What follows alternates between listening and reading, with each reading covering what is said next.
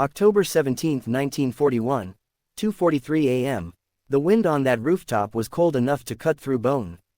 13 stories up, the Theresa Hotel, the tallest building in Harlem, and Bumpy Johnson was standing on the edge with 4 guns pointed at his back. His hands were tied behind him with telephone wires so tight his fingers had gone numb 20 minutes ago. Blood was running down his face from a gash above his left eye where Mickey Santorelli had pistol-whipped him in the back of the sedan. His suit was torn at the shoulder. His hat was gone, probably still sitting in the gutter on 125th Street where they'd grabbed him. And Frank, the butcher, Morano was standing 3 feet away, cigar clenched between his teeth, smiling like a man who'd just won the Irish sweepstakes. "You know what I love about heights, Bumpy," Frank said, gesturing at the Harlem skyline spread out below them. "From up here, everybody looks small. Even kings." Bumpy didn't respond. His eyes were moving, calculating, measuring the distance between himself and the roof access door, between himself and the fire escape on the east side of the building, between himself and the 4 armed men who stood between him and survival.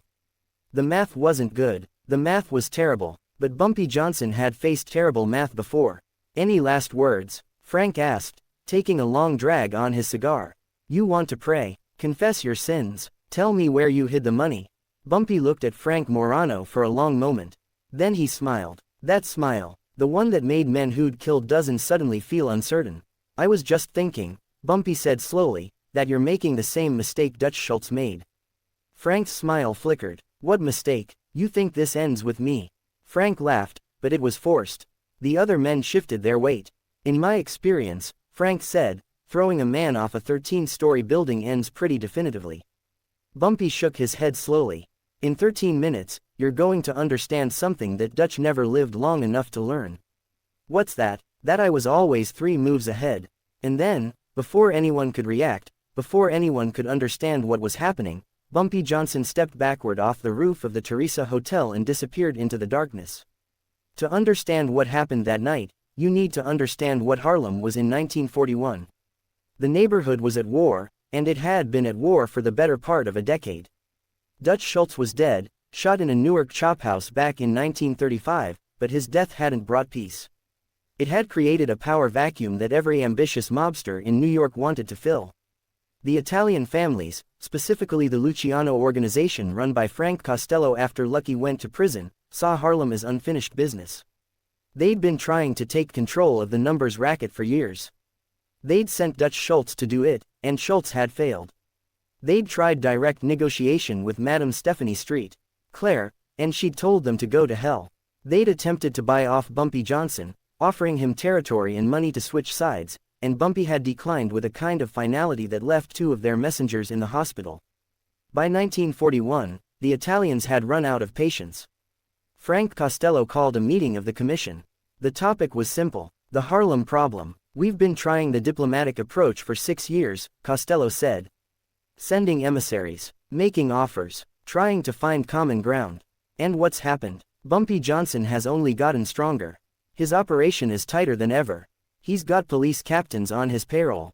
He's got politicians eating out of his hand. He's got the entire community behind him. Every time we make a move, he sees it coming." "So what do you suggest?" asked Albert Anastasia, the Lord High Executioner of Murder Incorporated, a man who'd personally overseen the deaths of hundreds of men. Costello leaned forward. "Direct action. We take out Bumpy Johnson personally. Make it public. Make it brutal. Send a message that Harlem is under new management." Anastasia smiled. That cold, dead smile that made even hardened killers nervous. "I know just the man for the job." His name was Frank, the butcher, Morano, and he'd earned that nickname honestly. Frank had come up through the Brooklyn waterfront, starting as an enforcer for the dock unions before graduating to more specialized work. He was 6'3", 240 pounds, with hands that could crush a man's skull like a grapefruit. He'd killed his first man at 17, a union organizer who'd been asking too many questions, and he'd never looked back. By 1941, Frank had personally executed over 30 men for the Luciano organization. Shootings, stabbings, stranglings, drownings. He was creative when the job required creativity and efficient when efficiency was called for. Anastasia called him an artist. Everyone else just called him terrifying. Frank received his assignment on October 10, 1941. 1 week to study Bumpy Johnson's routines. 1 week to plan the perfect hit. 1 week to figure out how to kill the most protected man in Harlem. And Frank was confident. He'd killed protected men before. He'd killed a Teamsters official who traveled with 4 armed bodyguards. He'd killed a numbers banker in Chicago who never slept in the same place twice. He'd killed an informant who was under 24-hour police protection in a safe house. Bumpy Johnson was just another name on a list. Or so Frank thought. What Frank Morano didn't understand, what none of the Italian mobsters ever seemed to understand, was that Bumpy Johnson wasn't just a gangster. He was Harlem. Every shoeshine boy on every corner knew Bumpy by sight and knew that reporting anything suspicious earned them $5 in Bumpy's gratitude. Every bartender in every speakeasy understood that loose lips about Bumpy's movements would result in consequences that no one wanted to think about. Every doorman, every elevator operator, every taxi driver, every street sweeper, every grandmother sitting on every stoop, they were all part of an intelligence network that rivaled anything the FBI could put together. When Frank Morano started asking questions about Bumpy's routines, people noticed. When Frank's men started following Bumpy's car through Harlem streets, people noticed. When Frank rented an apartment across from Small's Paradise to conduct surveillance, people definitely noticed. And every single observation, every single piece of intelligence, flowed upward through a network that ended at one man. Illinois Gordon. Junie was 60 years old in 1941, gray-haired and unassuming, the kind of man you'd never look at twice. He ran a small newsstand on 135th Street, sold papers and magazines and penny candy to the neighborhood kids. Nobody suspected that this quiet old man was the central node of the most sophisticated street intelligence operation in American criminal history. On October 14, 3 days before the Rooftop, Junie sat down with Bumpy in the back room of the newsstand. His face was serious. "We've got a problem, boss. Talk to me." Italian crew. 4, maybe 5 men. Brooklyn boys, from the look of them. They've been watching you for 4 days. Following your car. Photographing your buildings. They rented the apartment on the 3rd floor of the Morrison building, the one that overlooks Smalls. Bumpy nodded slowly. "Who's running them?" Junie pulled out a photograph. It was grainy, taken from a distance, but clear enough. "I had little Marcus snap this yesterday. They call him Frank the Butcher. Works for Anastasia." Bumpy studied the photograph for a long moment. He memorized the face, the build, the way the man carried himself. Then he set the photograph down.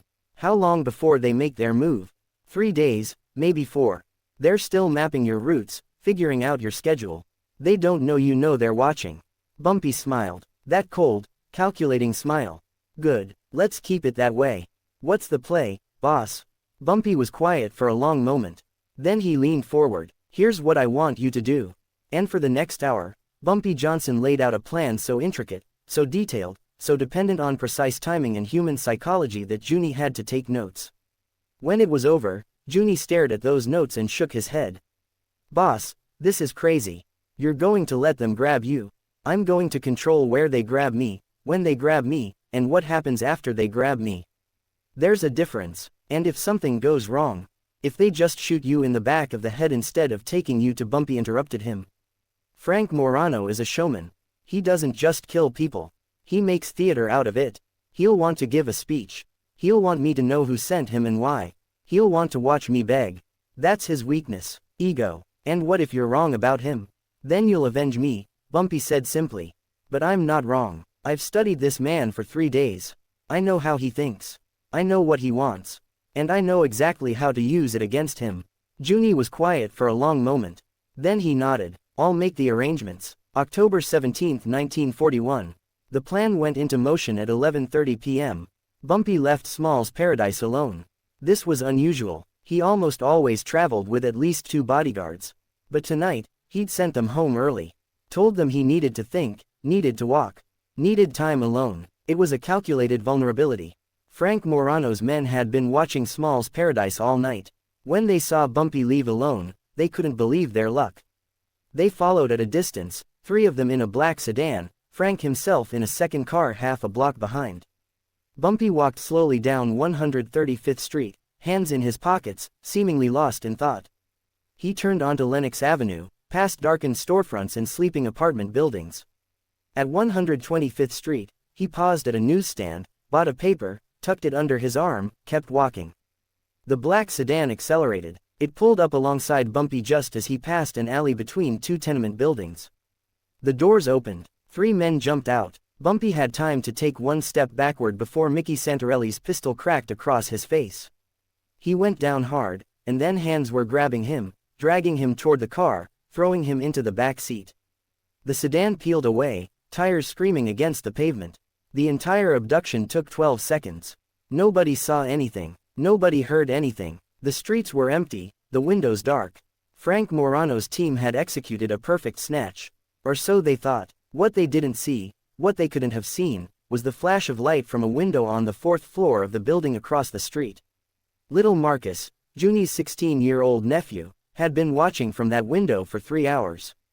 He'd seen everything, and the moment the sedan disappeared around the corner, Marcus was already on the telephone. They took him, Marcus said. Black sedan, heading east on 125th. It's happening. On the other end of the line, Junie Bird was already moving. 13 minutes, he said. Starting now. Bumpy regained consciousness in the back of the sedan. His head was pounding. Blood was running into his left eye from the gash above his eyebrow. His hands were already tied behind his back with telephone wire, the thin metal cutting into his wrists. Mickey Santorelli was sitting next to him, gun pressed against Bumpy's ribs. In the front seat, the driver and another enforcer. Bumpy couldn't see their faces, but he could smell the cheap cologne they were wearing. "Welcome back," Mickey said, grinning. "Thought we hit you too hard for a second there." "Where are we going?" Bumpy asked. His voice was calm, controlled. The panic he actually felt was buried so deep that nobody could see it. "You'll find out soon enough." Mickey pressed the gun harder into Bumpy's ribs. "Boss wants to have a conversation. Somewhere private." "The butcher." Mickey's grin widened. "You know who he is." "Good. Saves time on introductions." The sedan drove for about 15 minutes, winding through Harlem streets that Bumpy knew by heart. They were heading north and east, away from the main drags, into the quieter residential areas near Mount Morris Park. Finally, they pulled up in front of a building that Bumpy recognized immediately. The back entrance to the Theresa Hotel. The Theresa was the crown jewel of Harlem, a 13-story tower that had been the height of luxury when it opened in 1913. By 1941, it had been converted to serve black clientele, becoming the unofficial headquarters of black high society in New York.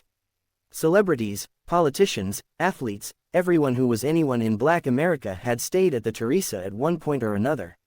It was also the tallest building in Harlem, and Frank Morano had chosen it for exactly that reason. They dragged Bumpy out of the sedan, in through a service entrance, up a freight elevator that groaned and shuddered as it climbed. The ride took forever. 13 floors of anticipation, 13 floors for Bumpy to run through every possible scenario, every potential escape route, every contingency in the plan he'd created. The elevator doors opened onto a maintenance level. More stairs, these ones leading to a heavy metal door with a crash bar. The night air hit Bumpy like a punch when they emerged onto the roof. Cold October wind, the smell of the city, the sound of distant traffic. And the view. From 13 stories up, Harlem spread out like a carpet of lights. Lenox Avenue stretching north. 125th Street cutting east to west. The Apollo Theater's marquee glowing in the distance. Central Park, a dark rectangle to the south.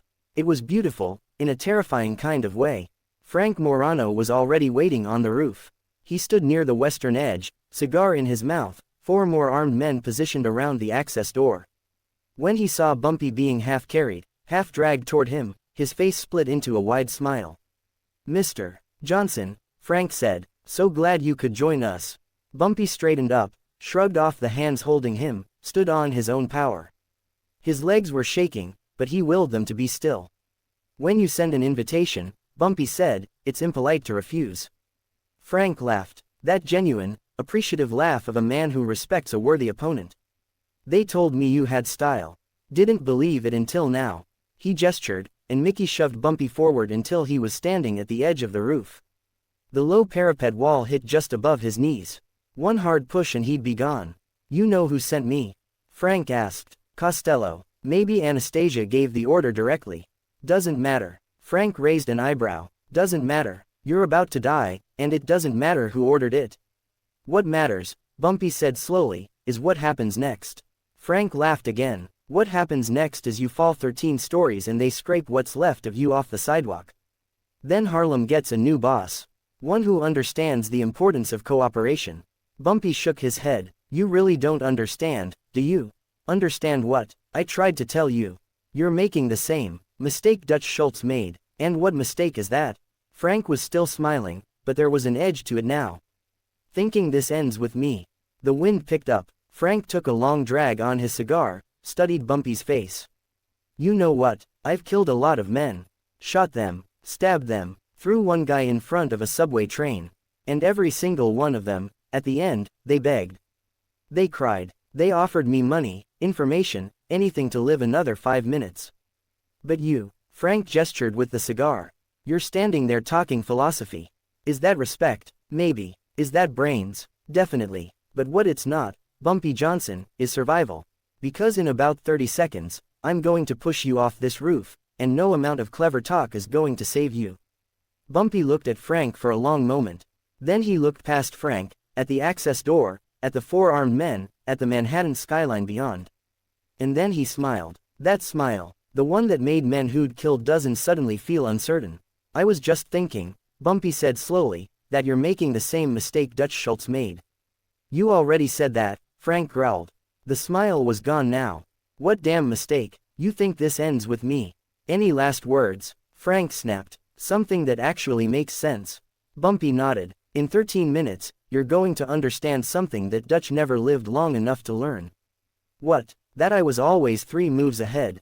And before anyone could react, before anyone could grab him, before anyone could understand what was happening, Bumpy Johnson stepped backward off the roof of the Theresa Hotel and disappeared into the night. Now here's what you need to understand. Bumpy Johnson was many things, but he was not suicidal. He did not step off that roof expecting to die. He stepped off that roof knowing exactly what was waiting for him on the way down. See, the Theresa Hotel had fire escapes. Old iron constructions that zigged and zagged down the building's east face, with landings at every floor. And on the 12th floor landing, directly below the section of roof where Frank Morano had positioned himself, 2 of Bumpy's most trusted men had been waiting for 3 hours. Willie, Fish, Jackson and Raymond, Quick, Lewis. They'd climbed the fire escape just after midnight, positioned themselves in the shadows, and waited for the signal. The signal was Bumpy falling past them. When Bumpy stepped off the roof, he didn't fall 13 stories. He fell 1. He dropped approximately 12 feet, arms outstretched, aiming for the 12th floor fire escape landing like a man diving into a pool.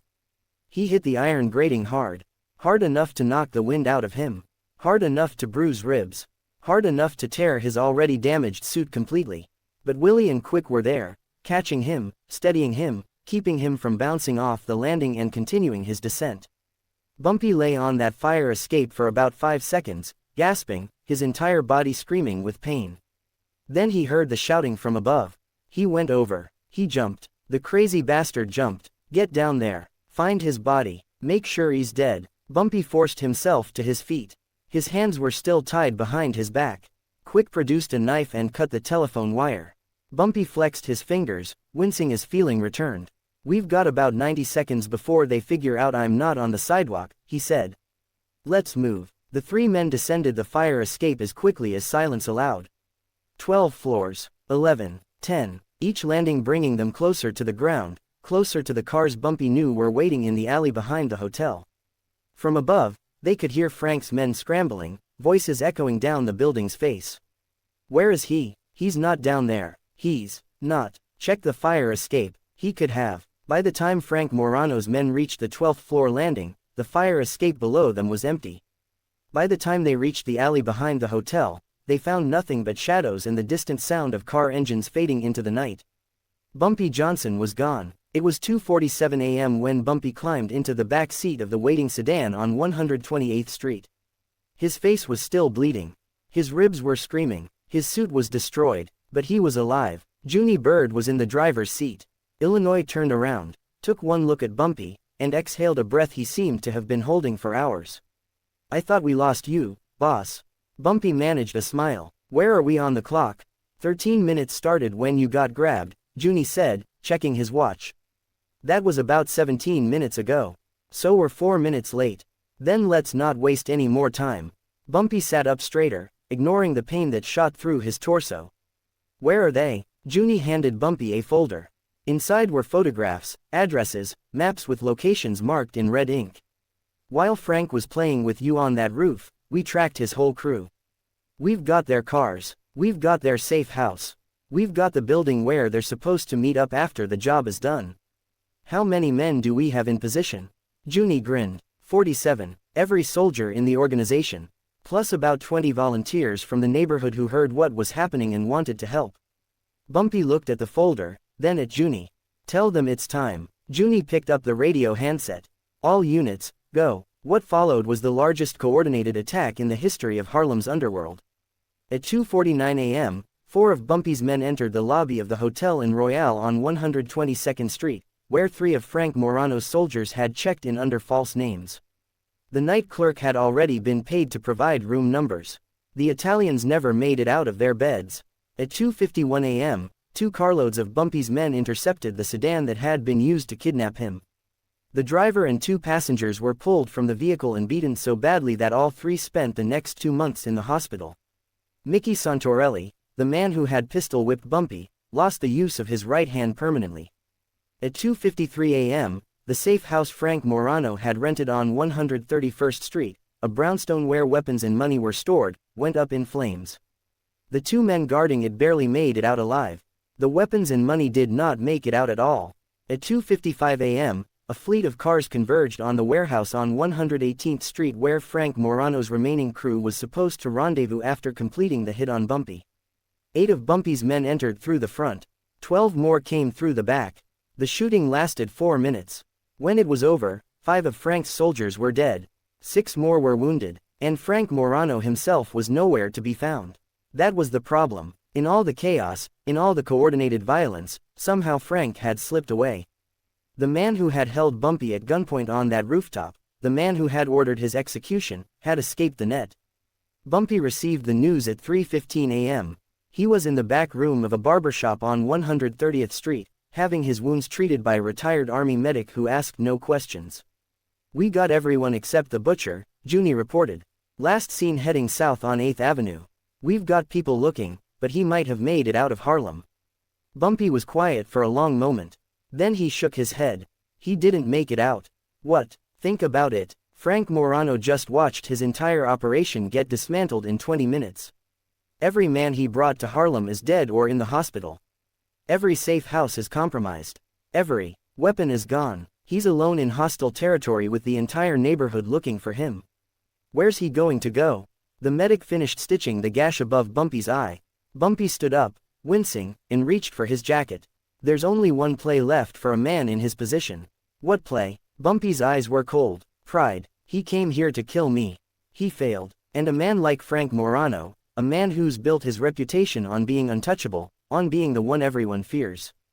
That man can't go back to Brooklyn and admit he got outplayed by a Negro gangster from Harlem. Junie understood. He's going to come at you again. Tonight, before he can talk himself out of it. Bumpy nodded. And I know exactly where he's going to look for me. Bumpy Johnson returned to Small's Paradise at 4:30 a.m. The club was officially closed, but Bumpy had a key.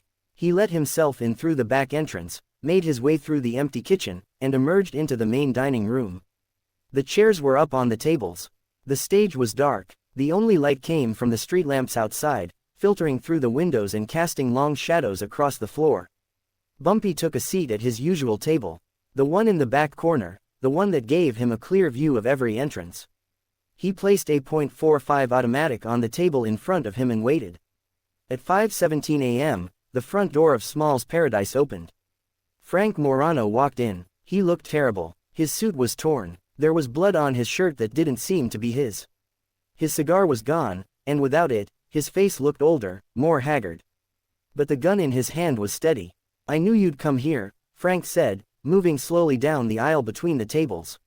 You think you're smart, don't you? Think you outplayed me. Bumpy didn't move. I didn't outplay you. I just knew who I was dealing with. Frank laughed, but there was no humor in it. You killed my men, burned my safe house, destroyed everything I built in this neighborhood. And for what? Because I was going to push you off a building? No, Bumpy said quietly.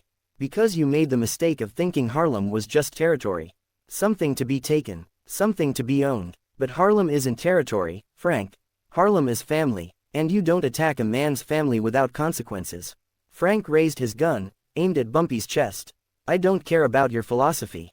I care about putting a bullet in you, right here, right now. Then what? Then I go back to Brooklyn. Tell Costello the job is done. Collect my money, and forget this whole nightmare ever happened. Bumpy shook his head slowly. You still don't understand, and that's sad, because you could have been smart about this. You could have walked away 3 hours ago when you still had a chance. What are you talking about? Bumpy gestured at the empty club around them. You think we're alone? Frank's eyes darted left, right, into the shadows of the unlit restaurant. He saw nothing, but the silence suddenly felt different. Heavier. There are 23 men in this building right now, Bumpy said calmly. Some in the kitchen, some upstairs, some behind the bar. All of them are armed. All of them are loyal. And all of them are watching this conversation through holes in the walls that you can't even see. Frank's gun hand trembled slightly. You're bluffing. Bumpy smiled. Lower your weapon and I'll let you walk out of here. You'll leave Harlem. You'll go back to Brooklyn. And you'll tell Costello something that might save his life. What's that? That Harlem is not for sale. That it never was. That it never will be. And that the next person he sends up here won't be as lucky as you. Frank stood there for a long moment. His gun was still raised, still pointed at Bumpy's chest. His finger was on the trigger. One squeeze and Bumpy Johnson was dead, but Frank Morano didn't squeeze. Because despite everything, despite the ego and the reputation and the 20 years of killing, Frank Morano was not a stupid man. He knew when he was beaten. He lowered the gun. This isn't over, Frank said. Maybe not, Bumpy replied. But it's over for tonight. And that's all that matters. Frank turned and walked out of Small's paradise. He walked out of Harlem. He drove back to Brooklyn as the sun was coming up, and he told Frank Costello exactly what Bumpy Johnson had said. Costello listened, and then he did something he almost never did.